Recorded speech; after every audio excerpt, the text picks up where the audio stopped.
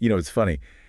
When you buy something incredibly complex, like I don't know, a high-end digital camera, Right.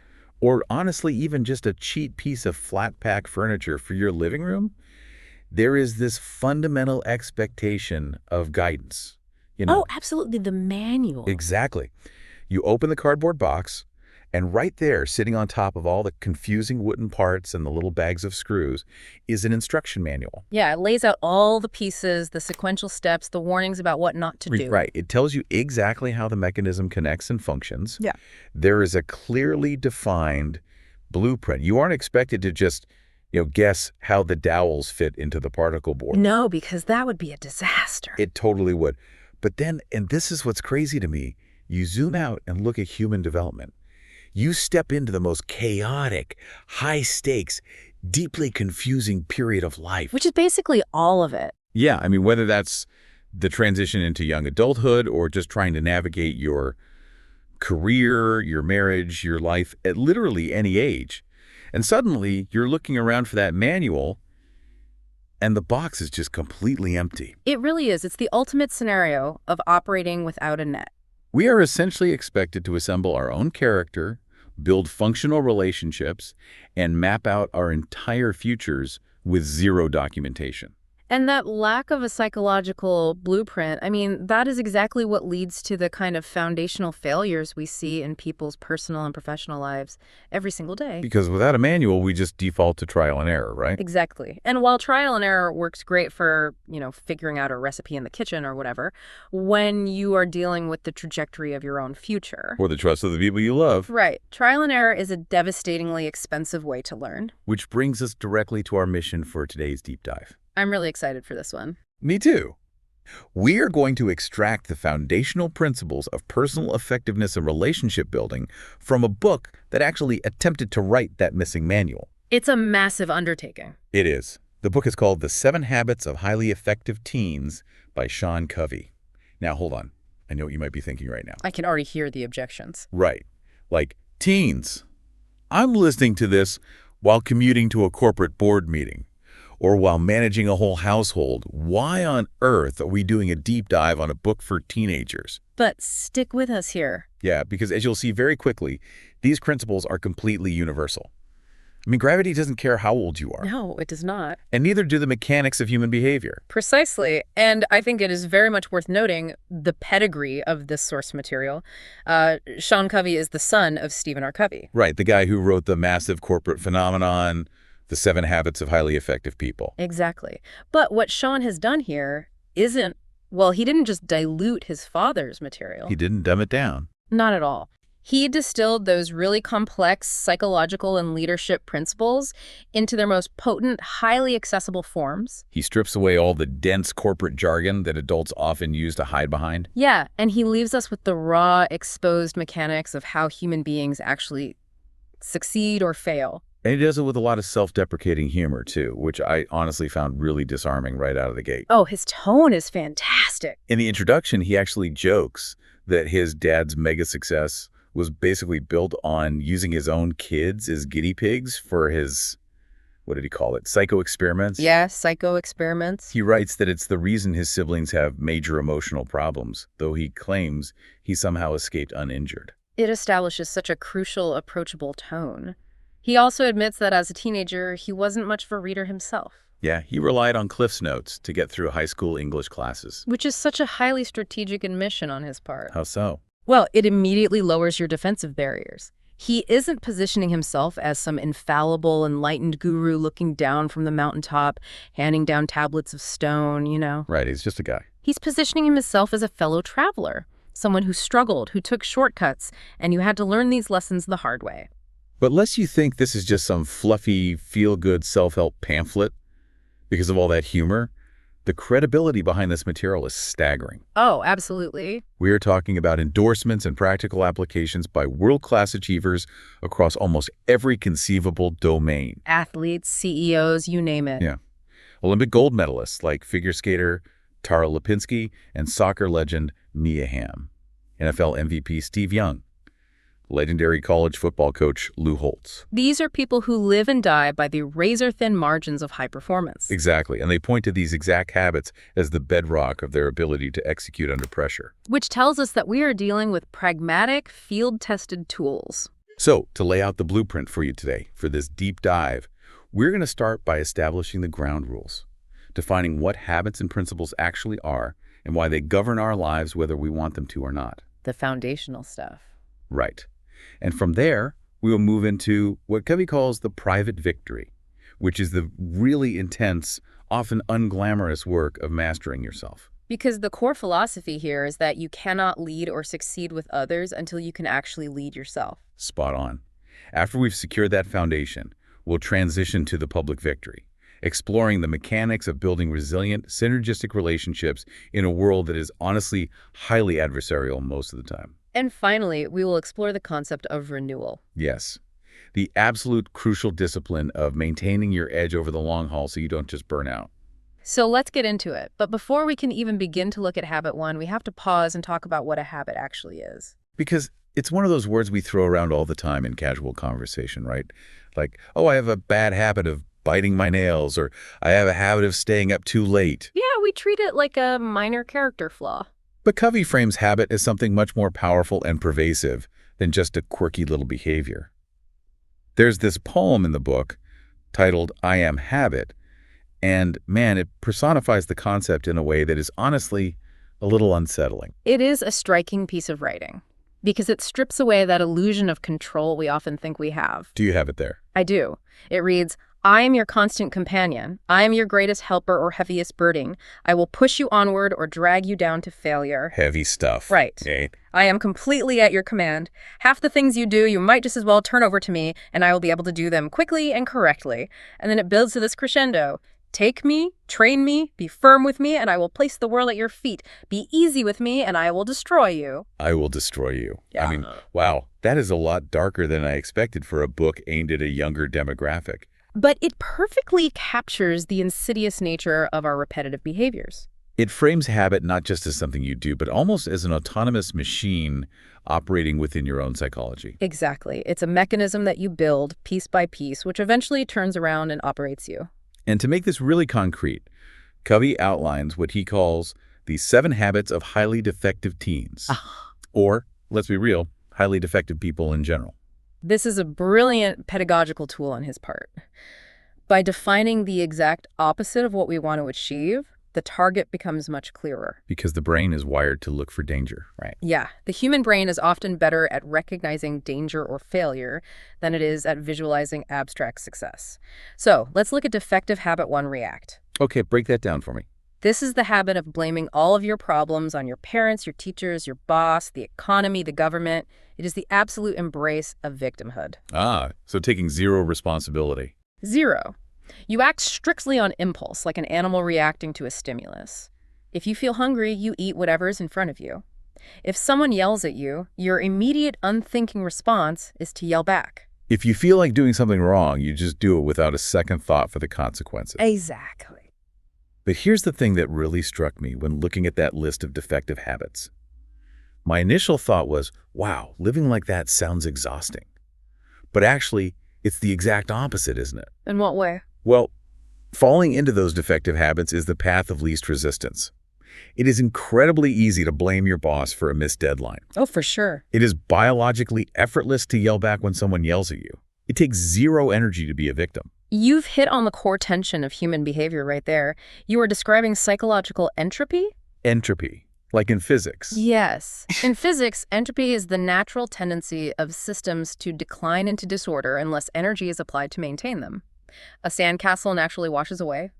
A hot cup of coffee naturally cools down. So you're saying this applies to our psychology as well? Completely. The defective habits are simply what happens when you stop applying conscious energy to your life. To combat that entropy, the effective habits must be powered by something incredibly durable. And Covey argues they are powered by principles. Yes. And it is vital to understand his specific definition of a principle here. He isn't talking about personal values, which can be highly subjective and culturally dependent.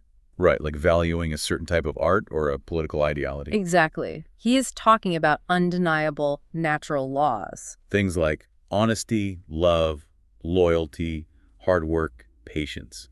These aren't just nice ideas you put on a motivational poster in a corporate break room. No, they're foundational. The analogy he uses is that principles are like gravity. You can't actually break the law of gravity. Try as you might. Right. If you step off a 10-story building, you aren't breaking gravity. You are only breaking yourself against it. Gravity remains completely unaffected by your decision. That's a perfect way to look at it.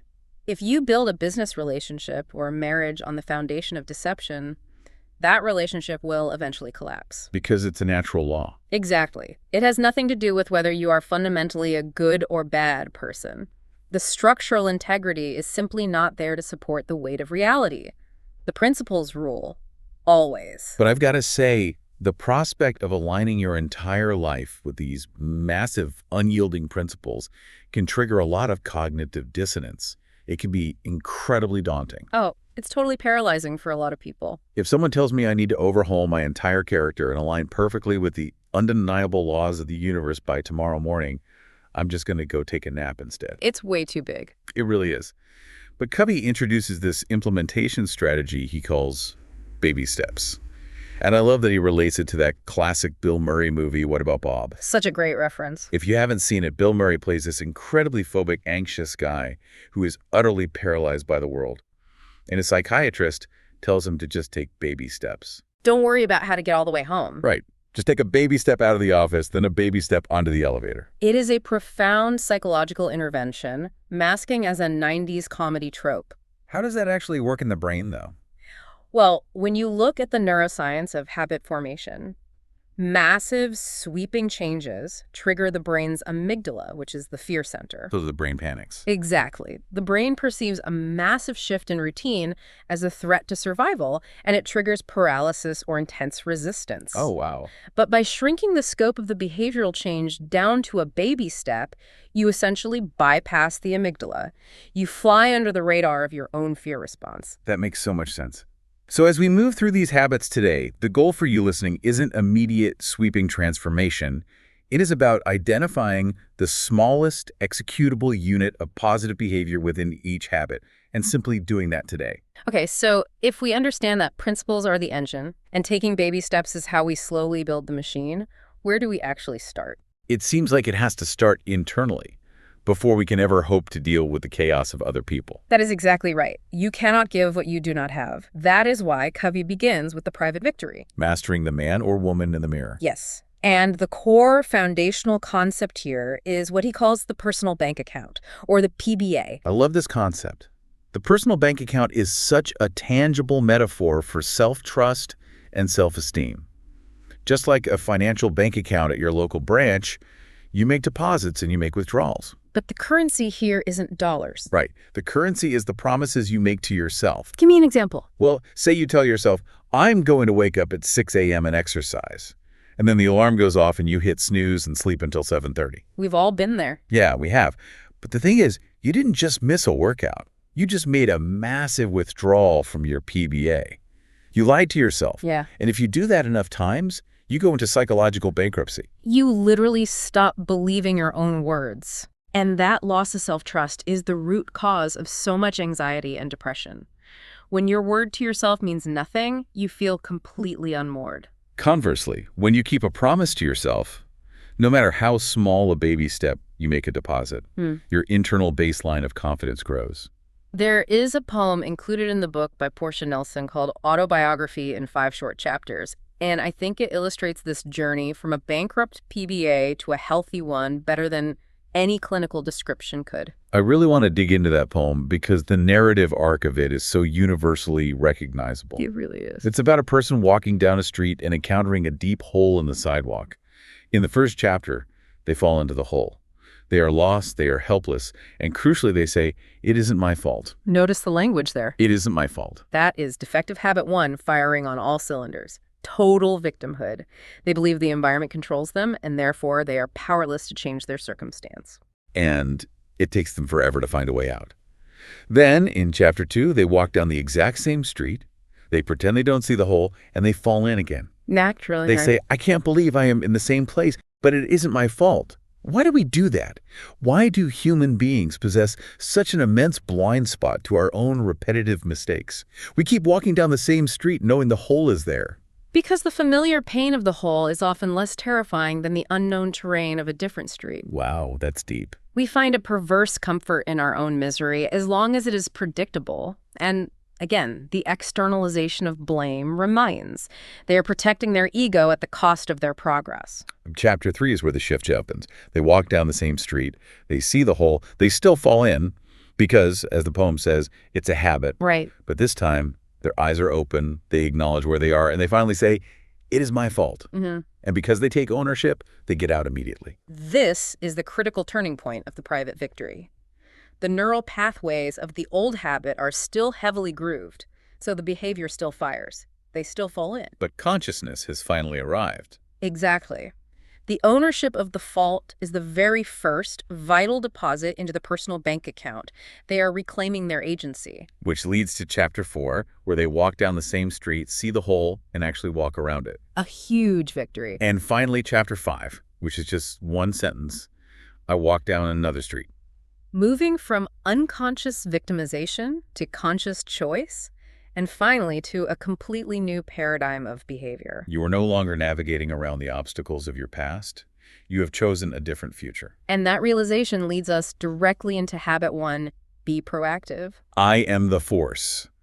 That's the subtitle Covey gives this habit. It's about realizing you are in the driver's seat of your life instead of just being a passenger staring out the window, complaining about where the car is going. It's all about agency. And to illustrate this, he uses an analogy that I think is incredibly visceral.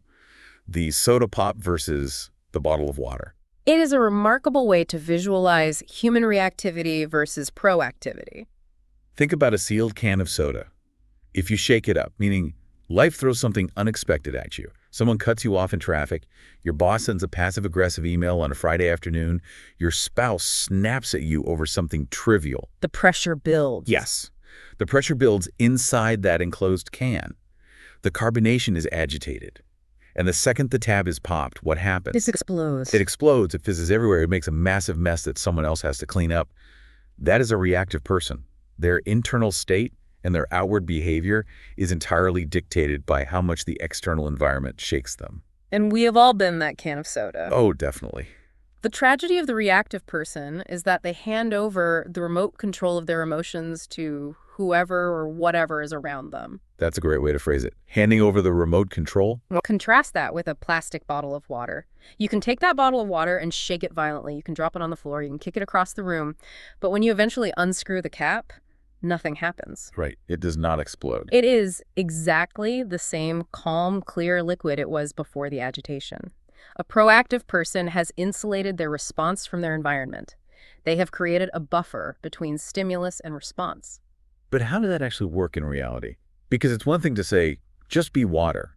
But when my boss sends that unfair email, my heart rate spikes, my blood pressure goes up, the biological response is real. How do we actually intervene in that moment? Well, Covey argues that the primary point of intervention is our language. Language is the operating system of the brain. You have to ruthlessly monitor what you say, both out loud and in your own head. Ah, so the words we use actually program our response. Absolutely. Reactive people use language that completely absolves them of responsibility. You make me so mad. I have to do this. I can't change. You are verbally giving away your power. Yes. You are programming your brain to believe it is a victim. Proactive people, on the other hand, use language that retains agency. I choose to do this. I will find a way. I am choosing to respond calmly. It's the difference between saying, I have to go to work today, and I choose to go to work today because I want the paycheck to feed my family. Exactly. The physical action is the same, but the psychological posture is entirely different.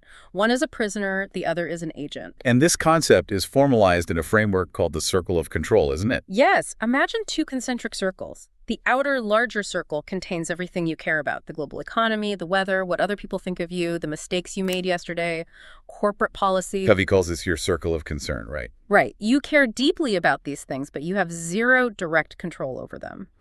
The inner, smaller circle is your circle of control, your attitude, your daily choices, your responses to adversity, your language. And the reactive person spends all their time agonizing over the outer circle. Precisely. They obsess over the economy or office politics or how unfair their childhood was. And because they pour their energy into things they cannot change, they feel constantly victimized and exhausted. So what does the proactive person do? Proactive people ruthlessly focus their energy exclusively on the inner circle. And the paradox is, by focusing only on what they can control, their own excellence, their own attitude, their actual influence begins to expand. Their inner circle grows and begins to affect the outer circle. That is such a crucial shift in perspective. If I stop wasting energy worrying about whether my coworker is in a bad mood and just focus entirely on doing my part of the presentation flawlessly, I not only reduce my own stress, I actually increase the likelihood of the presentation succeeding. Exactly. You expand your influence by ignoring what you can't control. Okay, so habit 1 establishes that I am the driver, I am in control of the vehicle, but that begs the obvious question, where am I driving? Which brings us to habit 2, begin with the end in mind. The subtitle here is control your own destiny or someone else will. If habit 1 is the realization that you are the programmer, habit 2 is writing the program.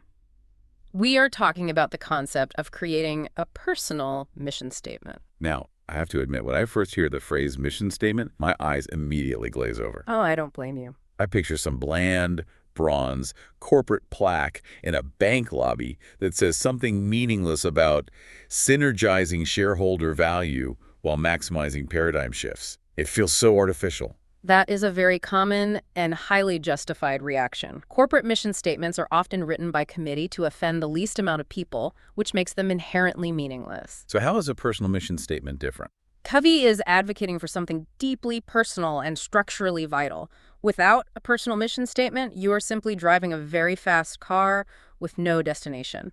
You are moving, but you have no trajectory. And this is particularly crucial because of what he calls the crossroads of life. Exactly. He makes the point that the decisions you are making right now, who you choose to associate with, your underlying work ethic, your stance on ethical gray areas, how you treat your family, these aren't just isolated everyday choices. They are massive crossroads that alter the trajectory of your entire future. Yes. If you don't have an end in mind, a North Star, you will just take whatever path represents the path of least resistance at any given moment.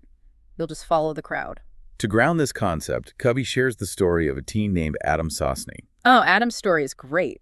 What is remarkable about Adam is not just that he wrote a mission statement, but the extreme tactical specificity of what he wrote. It is not a vague wish for future happiness. It is a rigid doctrine for how he intends to operate in the world. Yeah, do you have a few of his points? Yeah, I have some of the bullet points from Adam's statement here, and it's incredibly grounded. He wrote, "Have confidence in yourself and everyone else around you. Be kind, courteous, and respectful to all people. Ask questions. Strive each day to reach interdependence. Remember that before you can change someone else, you must first change yourself. Speak with your actions, not with your words." Wow. Right? That is someone who knows exactly who they want to be. Imagine making decisions at a complex moral crossroad with that document acting as your internal filter. It functions as a constitutional document for the self. When an opportunity, a conflict, or a temptation arises, Adam doesn't have to invent a moral framework from scratch in the heat of the moment. The cognitive load of deciding what to do is already handled. Exactly. He simply consults the document he authored in a moment of rational clarity. It removes the friction from doing the right thing. Okay, so habit 1, I'm the driver. Habit 2, I have the map and the destination. But how do I actually execute this on a random Tuesday morning when my alarm goes off, my inbox is on fire, and the dog is throwing up on the rug? The realities of life. Because that seems like the real bottleneck where all these grand plans fall apart. You are identifying the gap between strategy and execution. And that gap is bridged by habit 3, put first things first. The subtitle is Will and Won't Power. This is fundamentally about time management. But Covey isn't just giving us tips on how to color code a digital calendar. He introduces a profound philosophical framework for how we interact with time itself, based on 2 intersecting axes: importance and urgency. This time matrix is probably the most famous concept from the Covey universe, and for good reason. By crossing importance and urgency, we get 4 distinct quadrants of human behavior, and I guarantee you're going to recognize yourself in at least one of these quadrants. Let's break them down. Quadrant 1 is the procrastinate. This is the realm of things that are both urgent and important. This is the quadrant of crises. The classic example is having a massive exam or a highly consequential client presentation tomorrow morning, and you haven't even started your research. The panic zone. Yes, it is a true crisis. Your heart is pounding, cortisol is flooding your system, and you are pulling an all-nighter to get it done. Now, obviously, sometime in quadrant one is unavoidable. Real emergencies happen. A pipe bursts in your house. Your car breaks down on the highway. You have to deal with those. Of course. But if you are operating entirely out of quadrant one by choice, because you keep putting things off until they become emergencies, you are living in a state of perpetual adrenaline exhaustion. Exactly. It is a recipe for cardiovascular stress and severely compromised performance. You are surviving, not thriving. So what's next? Then we look at quadrant 3, which is perhaps the most deceptive. Covey calls this the yes man. These are activities that are urgent but completely not important. Oh, this is the danger zone.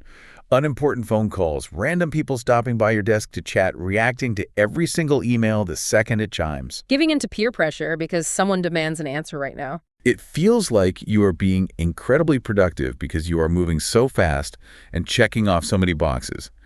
But you are just running on a treadmill. You aren't actually going anywhere. Quadrant 3 is characterized by the illusion of productivity. You are reacting to the ringing phone simply because the ringing demands immediate attention, not because the person on the other end actually advances your personal mission statement. You are essentially spending your life executing other people's priorities. Yes. And then, when you get exhausted from pretending to be productive in quadrant 3, you inevitably collapse into quadrant 4, the slacker. The quadrant of not urgent and not important. Pure escapism. Mindless scrolling on social media for 3 hours, binge watching an entire season of a sitcom you've already seen 5 times, engaging in petty gossip. Which brings us to the optimal zone of human functioning, quadrant 2, the prioritizer. This represents activities that are highly important, but absolutely not urgent. This is where the magic happens.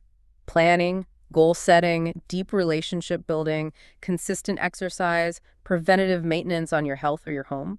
The defining characteristic of quadrant 2 is that these activities are critical to your long-term success, but they will never, ever scream for your immediate attention, will they? Never. Your gym bag will never send you a highly urgent text message demanding you lift weights.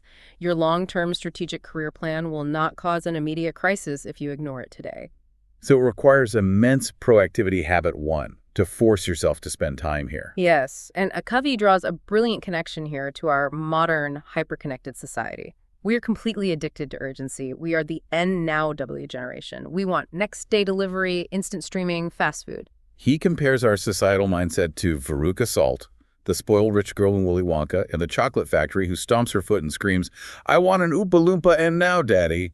It's so true, though. We crave the immediate dopamine hit of crossing off a quick, urgent task, which naturally pulls us into the urgent quadrants and scarves quadrant through the time it needs. And the cost of that addiction to urgency is a severe loss of genuine compounding value over time.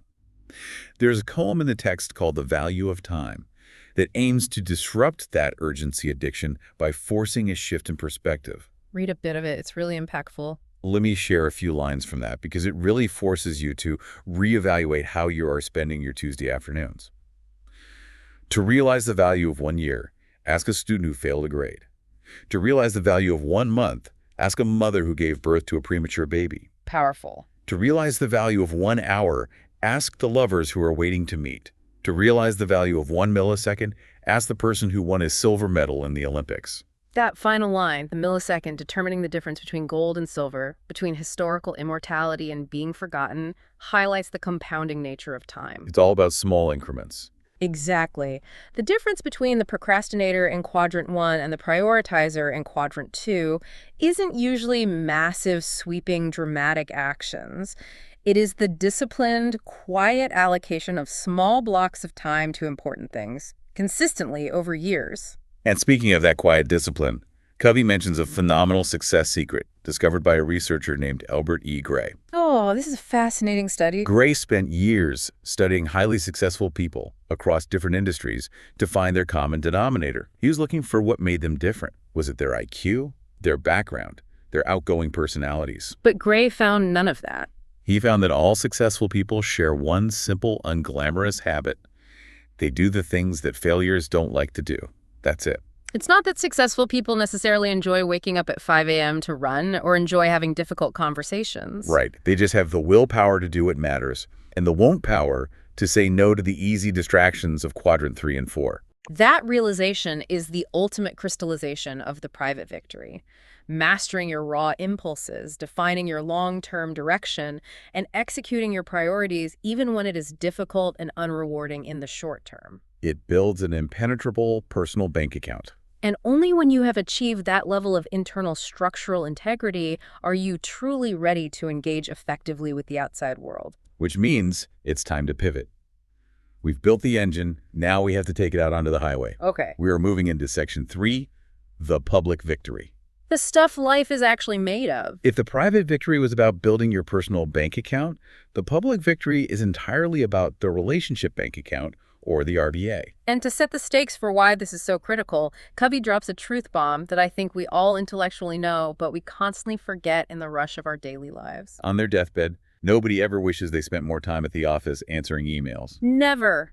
Decades of palliative care research confirms this. The universal human regret at the end of life centers almost entirely on relationships. People wish they had spent more time with the people they love, and they wish they had the courage to express their true feelings. The public victory is about ensuring that your RBA is flush with deposits of trust, empathy, and mutual respect, rather than depleted by withdrawals of selfishness, pride, and misunderstanding. And the first step to building that RBA is habit 4, think win-win. The subtitle here is Life is an All-You-Can-Eat Buffet.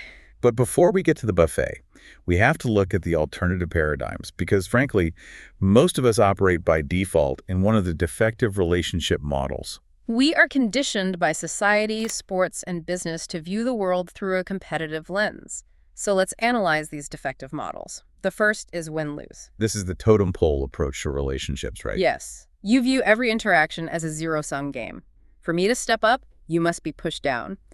The book offers a very relatable example of a teenage girl named Marie fighting with her mother over the use of the family car. Yeah, this is a classic scenario that plays out in millions of homes. Marie desperately wants the car to go to a basketball game with her friends. Her mom says no. She needs the car to go grocery shopping for the week. So they clash. They clash hard. Marie throws a massive guilt trip, tells her mom she never lets her do anything fun, says she doesn't care about her social life, and finally, the mom, exhausted from the conflict, just caves. Fine, take the car, but don't complain when there's nothing to eat in the house tomorrow. Marie wins. Mom loses. Win-lose. But we have to analyze the long-term mechanics of that interaction. Did Marie actually win? In the short term, yes, she had the keys in her hand. But she just made a massive withdrawal from the relationship bank account with her mother. She generated deep resentment. And what will happen next week when Marie needs another favor or needs money for a school trip? The mother will consciously or unconsciously seek to balance the scales. The win-lose paradigm inevitably damages the underlying trust, making future victories exponentially harder to achieve.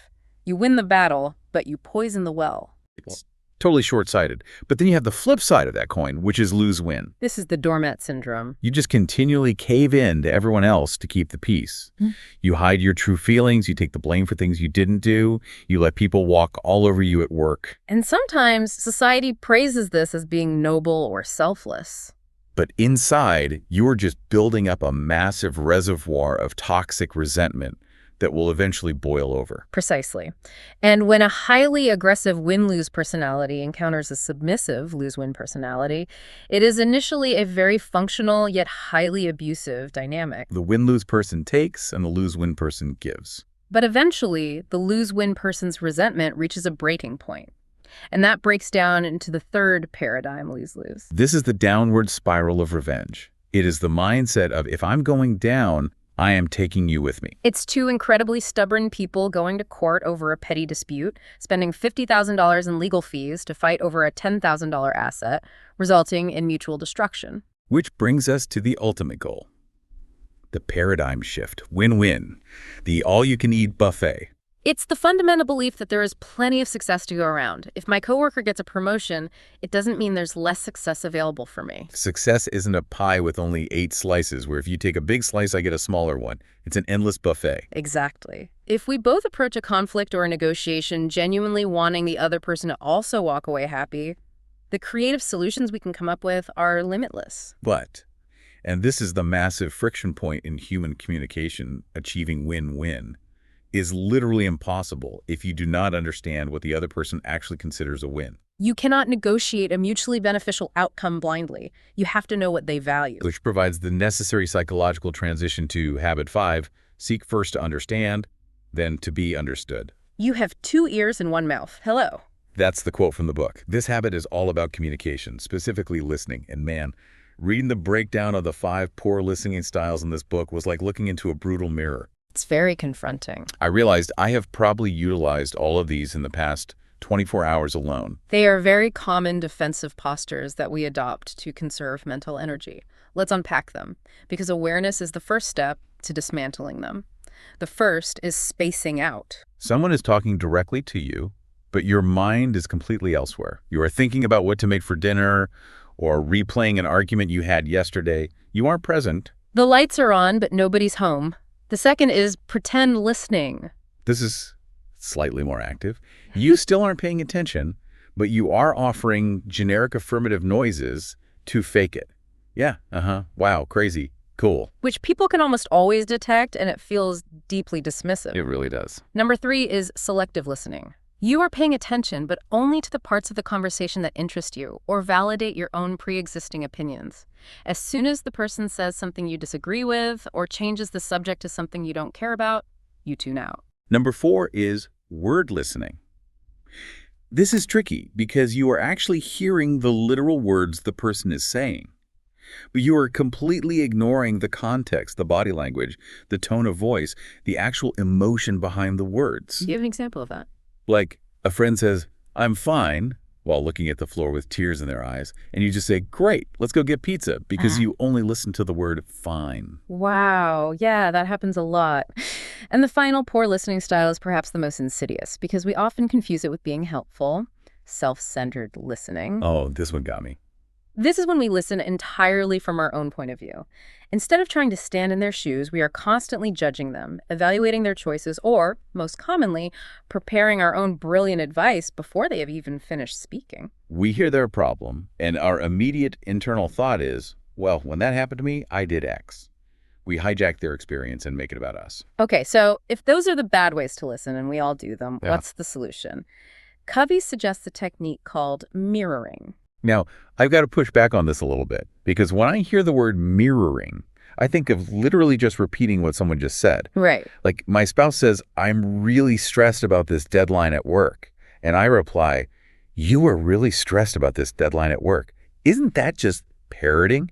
If someone did that to me in an argument, I would find it incredibly patronizing and annoying. That is a very valid critique, and it highlights a very common misapplication of the technique. True mirroring is absolutely not parroting. How so? Parroting is simply repeating the words, which is a function of the intellect. It requires no empathy. Mirroring is reflecting back the meaning and the emotion, which is a function of the heart. Oh, I see. So if someone says, "I'm really stressed about this deadline," a mirroring response isn't repeating their sentence, it's identifying the underlying emotional state and reflecting it back. It sounds like you're feeling completely overwhelmed right now because there's just too much on your plate and no time to do it. Ah. Okay, that makes perfect sense. So I'm not just acting like a tape recorder. I'm actively working to translate their emotional state, put words to it, and reflect it back to them to confirm I actually get it. Yes. I can see how that would make someone feel genuinely heard. They feel validated, their emotional defenses drop, and then, and only then, once they feel understood, are you in a position to be understood yourself. Exactly. Empathy must always precede advocacy. If you try to advocate for your position before demonstrating empathy, you will meet a brick wall of resistance. But once you have established that empathetic baseline, you've gathered the raw materials required for Habit 6 Synergize. The highway. Now, synergy is one of those words that has been completely ruined by decades of corporate boardrooms. We hear it and think of meaningless slide decks. But the actual foundational concept is beautiful. The mathematical equation for synergy is simple. 1 + 1 = 3, or sometimes 10, or 100. It's the idea that the whole is vastly greater than the sum of its parts. It's about celebrating diversity, not just putting up with it or tolerating it. The distinction between tolerating diversity and celebrating it is profound. Tolerance is fundamentally a passive state. It acknowledges differences, but maintains separation. You stay on your side, I'll stay on mine. But synergy is highly active. Yes. Synergy looks at a difference of opinion, a difference in cultural background, or a difference in skill set, not as a hurdle to overcome, but as a strategic asset to be utilized. The analogy Covey uses is a band. If you have a band where everyone plays the exact same instrument, playing the exact same notes at the exact same time, you don't have a band. You have an echo. It's completely boring. It's just volume, not music. Right. Synergy is having a drum, a bass, a guitar, and a vocal, all doing completely different things, operating at different rhythms, pausing at different times, yet blending together to create a unified song that none of them could possibly create alone. In fact, Sean Covey points out that this very book was a product of synergy. He didn't just lock himself in a cabin in the woods and write it. He used a huge team. He used a team of over 100 people, editors, artists, and hundreds of teens he interviewed to create something far better than he could have ever produced solo. And to make this actionable, rather than just an abstract philosophical ideal, the material provides a specific getting to synergy action plan. It is a 5-step protocol for conflict resolution and creative problem solving. Step 1 is simply to define the problem or opportunity clearly, so both parties agree on what is actually being discussed. Step 2 is their way. You listen to them. This is habit 5 in action. You seek first to understand, utilizing mirroring, until they agree that you understand their position. Step 3 is my way. Now you seek to be understood by sharing your own views clearly, respectfully, and without attacking them. Step 4 is brainstorm. And this is the magic part, but also the hardest part. You don't compromise. Compromise is just mutual concession. 1 + 1 = 1.5. Exactly. In brainstorming, you throw out wild ideas. You get creative. But to do this, you have to completely check your ego at the door. You can't get defensive if someone critiques your idea. And that ego friction is exactly why so few people actually achieve synergy. It requires immense emotional maturity, which is the culmination of the private victory in habits 4 and 5 to execute that brainstorming phase without getting offended. But when done correctly, it leads directly to step 5, the highway. You find the best solution, the third alternative that neither of you had thought of before you started talking. You reach that 1 + 1 = 3 outcome. Wow. Okay, so look at where we are. We've mastered our internal impulses in the private victory. We are proactive, we have a mission, we manage our time, we've built incredible synergistic relationships in the public victory by seeking win-win and listening with empathy. We are operating at peak human effectiveness. It sounds great on paper. But doing all of this sounds utterly exhausting. Constantly being proactive, managing time quadrants, listening empathetically when you just want to yell, suppressing your ego to brainstorm, it takes a massive amount of physical and emotional energy. How do we keep from just burning out after a week? That is the crucial reality check, and it is exactly what is addressed in our final section, Section 4, Renewal. This is Habit 7, Sharpen the Saw. The subtitle is, It's Me Time. It is the habit that makes all the other 6 habits possible over the long term. The metaphor he uses here is a classic, but it perfectly illustrates the point. Imagine you are walking through the woods and you come across a guy frantically sawing down a tree. He is sweating profusely, he's exhausted, his muscles are cramping. And he is making absolutely zero progress. You walk up to him and say, hey, your saw looks really dull. Why don't you take a break for 15 minutes and sharpen it? And the guy just snaps back at you. I can't, you idiot. I'm too busy sawing. It sounds absurd when framed that way, yet it is precisely how most of us operate our daily lives. We claim we are too busy driving to stop and get gas. We claim we are too busy studying or working to get 8 hours of sleep. But the inefficiency of operating a dull instrument, in this case your own mind and body, vastly outweighs the time saved by skipping the renewal process. There is a famous quote attributed to Abraham Lincoln in the text. If I had 8 hours to cut down a tree, I'd spend the first 4 hours sharpening my saw. Preparation and renewal over brute force. So what does it actually mean to sharpen the human saw? Covey breaks it down into 4 distinct dimensions of renewal: body, mind, heart, and soul. Let's look at the body first. This is exactly what it sounds like. Physical health, exercise, getting adequate sleep, and eating right. Yeah. He contrasts eating a balanced diet with just living on processed junk food. And crucially, avoiding the devastating effects of drugs and alcohol, which literally rust and destroy your physical machinery from the inside out. The physical dimension is the foundation. We are biological creatures first. If your biology is compromised by exhaustion or poor nutrition, your psychology will inevitably follow. Your emotional regulation will plummet, making habit 1, proactivity, nearly impossible. The second dimension is the mind, developing your brain power. And the text makes a vital distinction here between merely getting a degree and actually getting an education. This part is so critical. It resonated with me so much. To prove a point about how our minds can atrophy if we don't challenge them, there's an advanced math quiz in the book. One of the questions is literally, if you have 3 apples, how many apples do you have? It's a joke, of course, but it highlights a real tragedy. Yeah, Covey admits his biggest regret from high school was relying on those Cliff's Notes instead of actually reading the classic books assigned to him. He got the grade, he passed the class, he got the piece of paper, but he missed the education. He essentially skipped the mental gym. If you don't read, if you don't challenge your intellect with new ideas, your brain loses its edge. It is the stark difference between credentialism and actual capability. Sharpening the mind requires an active, lifelong pursuit of knowledge, far beyond the minimal requirements of formal schooling or corporate training. The third dimension is the heart, which is intrinsically linked to the relationship bank account we discussed earlier. Renewal here comes from genuine human connection. There's a really touching story in the book about this emotional dimension. Yeah, Sean Covey talks about a time when he was just hanging out in his room and his 19-year-old sister knocked on his door. She was heaving and crying. She had just gone through a terrible breakup or some major life disappointment. And what did he do? He didn't try to fix it right away. He didn't offer a logical 5-point plan to get over the guy. He didn't tell her it wasn't a big deal. He just sat with her.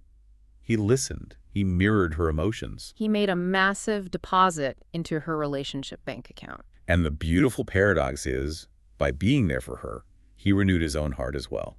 Emotional renewal is rarely a solitary endeavor. It requires vulnerability and connection. It requires taking the focus off yourself and serving someone else. Finally, we reach the fourth dimension, the soul. This represents your spiritual diet, your inner life, whatever that means to you personally. It could be prayer, meditation, spending time in nature, listening to profound music, or keeping a journal. The book raises a compelling analogy here. We all intuitively understand the physical consequences of eating nothing but junk food for years.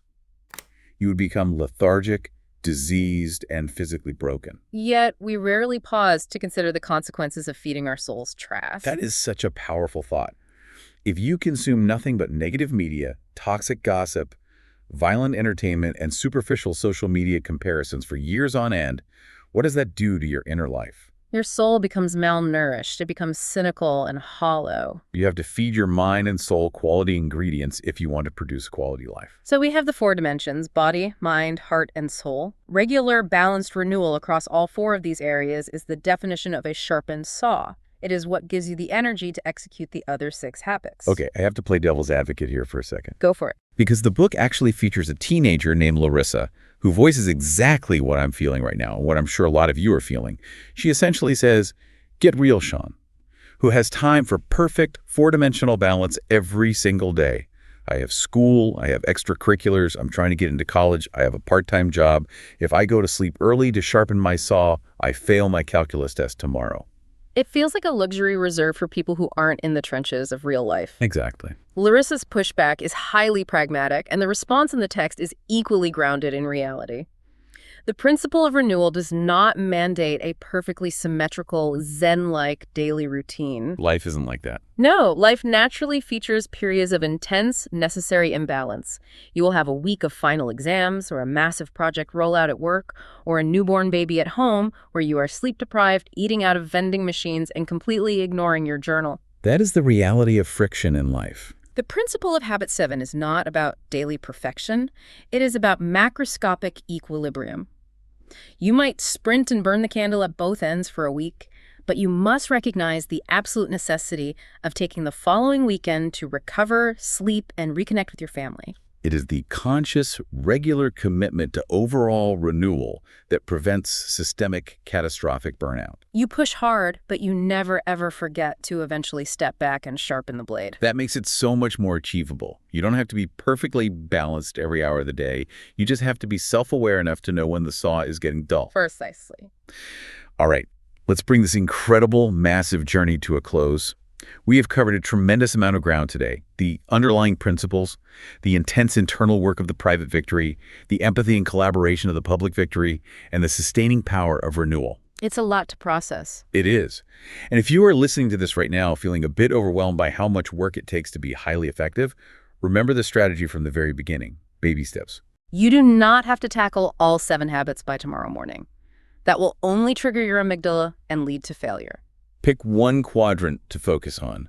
Pick one relationship to seek win-win in. The architecture of your character is entirely within your circle of control.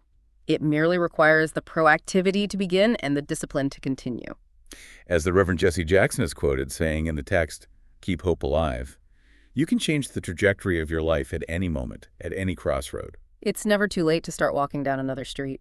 As we wrap up this deep dive, I want to leave you with one final, deeply provocative image from the book. It's a quote by a man named Bob Mulwad. He says, "You can't make footprints in the sands of time by sitting on your butt. And who wants to leave butt prints in the sands of time?" That paints quite a picture. I want you to really, truly think about that in the context of our modern, hyper-connected world. We spend so much of our lives sitting in front of glowing screens, paralyzed by the urgency of Quadrant 3, reacting to the shaking of the soda can, complaining about the outer circle. It's a wake-up call. Ask yourself, are you actively building the proactive character and the synergistic relationships that leave lasting footprints? Or are you just comfortably leaving digital butt prints? Don't settle for the latter. Get up, take one baby step, and go sharpen your saw today.